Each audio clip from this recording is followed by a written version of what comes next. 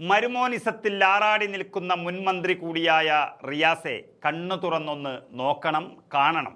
അല്ലാതെ എല്ലാത്തിനെയും കമ്മിയുടെ കണ്ണിലൂടെ കണ്ടാൽ വി.ഡി. സതീശൻ നടത്തുന്ന പത്രസമ്മേളനത്തിനെയൊക്കെ നുണയായിട്ട് മാത്രമേ കേൾക്കാൻ പറ്റൂ. ഇനിയിപ്പോൾ ആ ബുധനാഴ്ചയെ പുച്ഛിച്ചു തള്ളിയ റിയാസിനെതിരെ അതിശക്തമായ പ്രതിഷേധമാണ് ഉയരുന്നത്. CPM എന്ന പാർട്ടിക്കകത്തെ പടലപ്പിണക്കങ്ങൾ തീർക്കാൻ പോലും സമയമില്ലാതെ, കരുത്തുറ്റൊരു പ്രതിപക്ഷമാകാൻ പോലും കഴിയാതെ കുഴഞ്ഞു പോവുകയാണ് സത്യത്തിൽ മുൻ മുഖ്യമന്ത്രി പിണറായിയും പരിവാരങ്ങളും.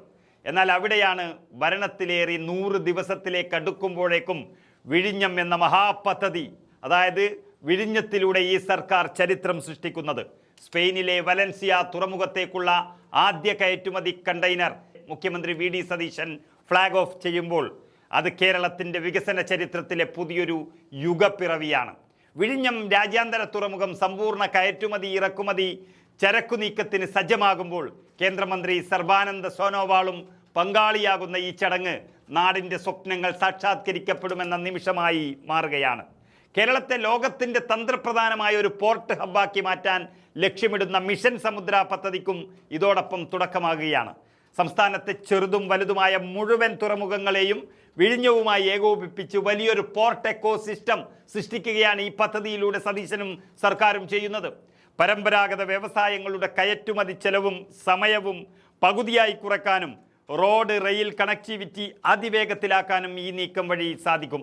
നമ്മൾ ഉൽപ്പാദിപ്പിക്കുന്ന ഉൽപ്പന്നങ്ങൾക്ക് അന്താരാഷ്ട്ര വിപണിയിലേക്ക് നേരിട്ട് വഴി തുറക്കുകയാണ് ഈ സർക്കാർ ചെയ്യുന്നത്. ഇവിടെയാണ് ദീർഘവീക്ഷണമുള്ള ഭരണവും വെറും അനാസ്ഥയും തമ്മിലുള്ള വ്യത്യാസം ജനങ്ങൾ തിരിച്ചറിയുന്നത്. 2015-ൽ ഉമ്മൻചാണ്ടി സർക്കാരാണ് ഈ എതിർപ്പുകളെയും അതിജീവിച്ച് വിഴിഞ്ഞം പദ്ധതിക്ക് അടിത്തറയിട്ടതും നിർമ്മാണം ആരംഭിച്ചതും. എന്നാൽ പിന്നീട് വന്ന LDF 10 വർഷം ഭരിച്ച സർക്കാരിൻ്റെ കാലത്ത് കൃത്യമായ ഒരു വീക്ഷണമില്ലായ്മ കാരണവും വികസന വിരോധം കാരണവും പദ്ധതി വർഷങ്ങളോളം നീണ്ടുപോയി. തീരദേശ ജനതയുടെ ന്യായമായ ആശങ്കകൾ പരിഹരിക്കാനോ പദ്ധതി സമയബന്ധിതമായി പൂർത്തിയാക്കാനോ അന്നത്തെ ഭരണാധികാരികൾക്ക് സാധിച്ചില്ല.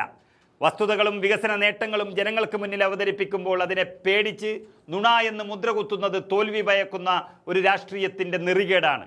ആരോപണങ്ങൾക്കും വ്യാജ പ്രചരണങ്ങൾക്കും മറുപടി നൽകേണ്ടത് വെറും വാഗ്ദാനങ്ങളിലൂടെയല്ല, മറിച്ച് വിഴിഞ്ഞത്തു നിന്ന് സ്പെയിനിലേക്ക് കണ്ടെയ്നർ കപ്പൽ ഫ്ലാഗ് ഓഫ് ചെയ്തുകൊണ്ട് ആ പ്രവൃത്തിയിലാണ് എന്ന് സതീശനും ഈ സർക്കാരും തെളിയിച്ചിരിക്കുന്നു.